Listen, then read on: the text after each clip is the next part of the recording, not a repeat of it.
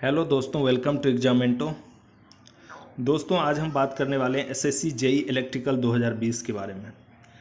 SSC JE electrical 2020 का exam आने वाला है, ठीक है। उसके रिगार्डिंग जितने भी question utilization of electrical energy से बनते हैं, वो सारे के सारे क्वेश्चन जो कि मोस्ट इंपॉर्टेंट क्वेश्चन हैं और रिपीटेड एग्जाम में आते हैं, वो सारे के सारे क्वेश्चन का यहाँ पे लिस्ट आउट मिलेगा। यहाँ पे इस सॉल्यूशन के थ्रू आप देख सकते हैं। तो यहाँ पे इस सीरीज में यूटिलाइजेशन ऑफ इलेक्ट्रिकल एनर्जी के इस सीरीज में आज का पहला क्वेश्चन यहाँ पे है। पहला क्वेश्चन है, during resistance welding heat produce at a joint is proportional to. तो क्या होगा? पहला ऑप्शन है करंट, दूसरा वोल्टेज, तीसरा I²R, चौथा वोल्ट एम्पियर। तो हीट प्रोड्यूस कब होगा? तो हीट प्रोड्यूस कब होगा? जब क्या होगा, जैसे रेसिस्टेंस है, ठीक है, यहाँ पे एक सोर्स हम दे दिए, वोल्टेज सोर्स, ठीक है, प्लस माइनस हो गया, यहाँ से करंट आ जा रहा है, ये रेसिस्टेंस। तो हीट कब होता है? जब क्या होता है, यहाँ पे रेसिस्टेंस के थ्रू करंट जाता है, तो क्या होता है, हीट लॉस होता है, ठीक है, या पावर डिसिपेशन होता है। तो क्यों होता है? I²R के कारण। यहाँ के P इक्वल टू क्या होगा? P equal to I²R। तो I²R के कारण जो होता है हीट लॉस होता है, ठीक है। तो इसलिए यहाँ पे बोल रहा है during resistance welding heat produce at a joint is proportional to I²R। तो इसका आंसर क्या हो जाएगा? I²R। नेक्स्ट क्वेश्चन की तरफ चलते हैं। दूसरा क्वेश्चन है इलेक्ट्रिक मोटर कूलिंग। दूसरा क्वेश्चन, इन electric motor cooling TFC means, TFC क्या डिनोट करता है? पहला ऑप्शन है total efficient fan cooled, totally enclosed fan cooled, तीसरा है थर्मल एनर्जी फैन कूल्ड, और चौथा है टफ एनर्जी फैन कूल्ड। तो इसका क्या हो जाएगा? Totally enclosed fan cooled. तो इसका ऑप्शन क्या हो जाएगा? B is correct. TEFC का मतलब होता है टोटली इनक्लोज्ड फैन कूल्ड। ये भी SSC जेई में आ चुका है। तीसरा क्वेश्चन देखिए, colour of lights depends on. Colour of lights किस पे डिपेंड करता है? तो यहाँ पे दोस्तों दोनों होगा, यहाँ पे फ्रीक्वेंसी और वेवलेंथ दोनों पे डिपेंड करता है। यहाँ पे एक फॉर्मूला होता है लेमडा इक्वल टू C/F, इसको याद रखिए। C जो हो गया, C डिनोट करता है क्या? Speed of light, speed of light, ठीक है, ये स्पीड ऑफ लाइट को, और F फ्रीक्वेंसी को। यहाँ से एक रिलेशन याद रख सकते हैं। लेकिन यहाँ पूछ रहा है colour of lights depends on, किस पे करता है? फ्रीक्वेंसी और वेवलेंथ। तो क्या हो जाएगा answer? Both A and B। चौथा क्वेश्चन है, which of the following statement is correct. इसमें कौन सा सही है? तो देखिए, पहला ऑप्शन है light is a form of heat energy, ये गलत है। Light is a form of electrical energy, ये भी गलत है। Light consist of shooting power, नहीं, ये भी गलत है। चौथा option light consist of electromagnetic wave. Light जो है कैसा है? इलेक्ट्रोमैग्नेटिक वेव है, ठीक है। Light is a form of electromagnetic wave. तो इसका आंसर क्या हो जाएगा? डी। पांचवा क्वेश्चन है, the purpose of coating the fluorescent tube from inside with white powder is. पहला है to improve its life, wrong है। दूसरा टू इम्प्रूव द अपीयरेंस, ये भी गलत है। तीसरा है to change the colour of light emitted to white, ये भी गलत है। चौथा to increase the light radiation due to secondary emission. Secondary emission के कारण क्या होता है? लाइट रेडिएशन इंक्रीज होता है। इसलिए क्या करते हैं, इनसाइड क्या करते हैं, वाइट पाउडर का हम कोटिंग करते हैं। छठा क्वेश्चन है, which photometer is used for comparing the light of different colours. तो देखिए, एक क्वेश्चन दोस्तों SSC जेई और LMRC दोनों में आ चुका है। तो इसका जो होता है guild flicker photometer is used. कौन सा? Guild flicker photometer is used for comparing the light of different colours. सातवां है, radiant efficiency of luminous source depend on. देखिए, यहाँ रेडियंट इफिशिएंसी की बात कर रहा है, तो ये हमेशा क्या चीज़ पे डिपेंड करता है? Temperature of the sources. Temperature of the sources पे radiant efficiency of luminous source depends. तो इसका आंसर क्या हो जाएगा? Temperature of the sources. Next चलते हैं, आठवां क्वेश्चन है, देखिए, grey iron usually welded by. तो देखिए दोस्तों, इसका याद करने का सिंपल, ग्रे है तो यहाँ पे गैस वेल्डिंग होगा। क्या होगा? Gas welding. Grey iron usually welded by gas welding. ठीक है। और यहाँ पे टीग वेल्डिंग जो होता है, जैसे क्या रेलवे में जो हम लोग करते हैं, ठीक है, रेल्स वेल्डिंग जो करते हैं वहाँ पे, तो उसका होगा टीग वेल्डिंग। तो यहाँ पे याद रखिए, grey irons usually welded by gas welding, ये भी आ चुका है एसएससी में। यहाँ पे दोस्तों जितना भी क्वेश्चन का सिलेक्शन किया हूँ, ये सारे के सारे question SSC, JE, LMRC, DMRC में आ चुका है, और जो हमेशा रिपीटेड हर एग्जाम में ये सब क्वेश्चन आते हैं। 9 का है, which of the following falls under the category of fusion या नॉन प्रेशर वेल्डिंग। तो यहाँ पे दोस्तों इसका आंसर होगा metal arc welding. Metal arc welding क्या होता है, falls under the category of fusion या non ferrous welding.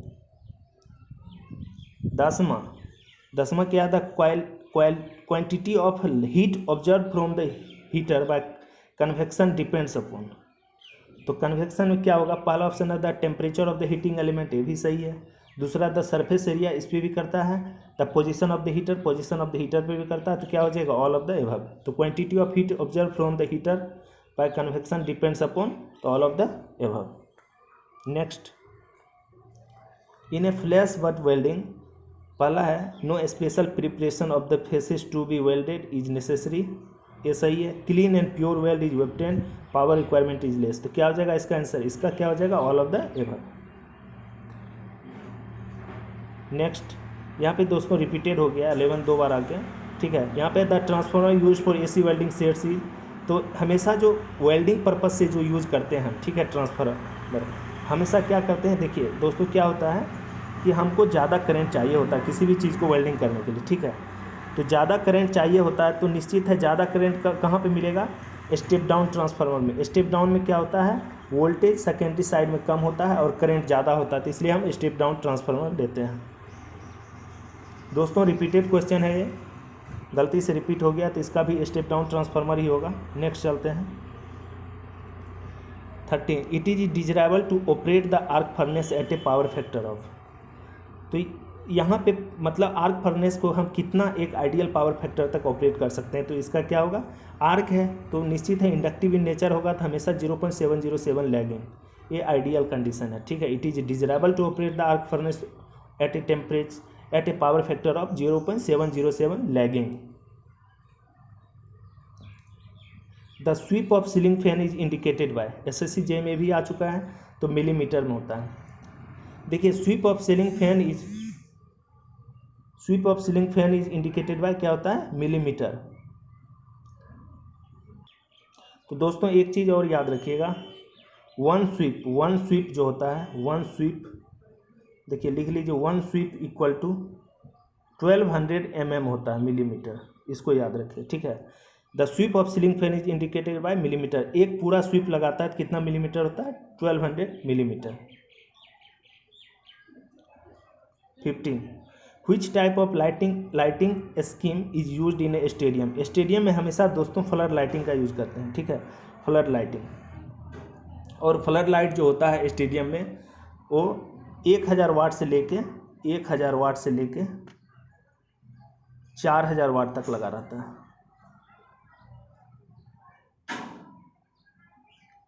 16, material use for making electric plug is, तो इलेक्ट्रिक प्लग में कौन सा मटेरियल यूज करते हैं हम, बेकेलाइट का यूज करते हैं for making electric plug. Next, same question है, रिपीटेड हो गया, इसका भी बेकेलाइट होगा। Next 17, for welding duty the rectifier commonly used are. देखिए वेल्डिंग पर्पस के लिए जो हम लोग रेक्टिफायर यूज करते हैं, mostly selenium metal rectifier use करते हैं, selenium metal rectifier. Next question इसका क्या हो जाएगा, selenium metal rectifier. Next question 18, the device necessarily use for automatic temperature control in A furnace is, तो इसका दोस्तों थर्मोकपल हो जाएगा, थर्मोकपल का यूज करते हैं, ठीक है, ऑटोमेटिक टेम्परेचर कंट्रोल के लिए, किसमें, फर्नेस में। 19, the main application of indirect arc furnace is to melt non ferrous metal, क्या हो जाएगा इसका, non ferrous metal. Next, the resistance of arc welding क्या होगा, decrease with increase in current, क्या, क्यों, क्योंकि देखिए V इक्वल टू क्या होता है, आई आर, तो यहाँ पे क्या होगा, R इक्वल टू क्या हो जाएगा, V बाई आई। अगर करंट इंक्रीज करेंगे तो क्या होगा, रेसिस्टेंस डिक्रीज। तो decrease the resistance of arc decrease with increase current, क्या हो जाएगा इसका आंसर ये। 21 in case of frosted GLS lamp frosting of cell is done by, देखिए एसिड इचिंग के लिए करते हैं। फ्रोस्टिंग मतलब क्या होता है दोस्तों, देखिए फ्रोस्टिंग क्या होता है। फ्रोस्टिंग जैसे एग्जांपल के लिए मैं बता रहा हूँ, जैसे मान के चलिए ये क्या है, GLS लैम्प है, ठीक है, ये GLS लैम्प है, यहाँ पे क्या है, फिलामेंट है, ये फिलामेंट है। तो फ्रोस्टिंग हम इसलिए करते हैं ताकि इसके चारों तरफ जो वाइट कलर का कोटिंग कर देते हैं, कंप्लीट कोटिंग, ताकि अंदर का फिलामेंट हमको दिखाई नहीं दे। तो ये जो बाहर का जो कोटिंग है इसी को हम क्या बोलते हैं, फ्रोस्टिंग ऑफ सेल। तो ये इसलिए करते हैं एसिड इचिंग के लिए। क्या होगा इसका answer, acid etching. In case of frosted GLS lamp frosting of cell is done by acid etching. 22 as the thickness of the part to be welded increases, which of the following parameter for AC welding should also increase। ठीक है, अगर हम thickness increase किए तो क्या चीज़ increase करना है, तो करंट क्या हो जाएगा, इंक्रीज हो जाएगा। If the thickness of the part to be welded increases, which of the following parameter for AC welding should also increase, क्या होगा, करंट। तो इसका करंट हम इंक्रीज करेंगे अगर कब, जब थिकनेस इंक्रीज होगा तब। Next, the air delivery of fan is indicated by, इसका दोस्तों मीटर क्यूब पर मिनट होता है। The air delivery of fan is indicated by metre cube per minute. 24 which of the insulating material suitable for low temperature application is, low temperature application के लिए डायटोमेशियस अर्थ, ठीक है, डायटोमेशियस अर्थ का use करते हैं लो temperature application के लिए। 25 what is the function of chalk in A fluorescent lamp, fluorescent lamp में चॉक का क्या काम है, ठीक है। जैसे मान के चलिए यहाँ पे एक क्या है, मरकरी हम ले लिए, ठीक है, मरकरी सॉरी, यहाँ हम वोल्टेज सोर्स लगा दिए, इसके पैरेलल में हम क्या लगा दिए, चॉक लगा दिए। तो चॉक का क्या काम है, produce high voltage at starting. Starting में क्या करते हैं हम, उस चॉक के थ्रू हाई वोल्टेज प्रोड्यूस करते हैं।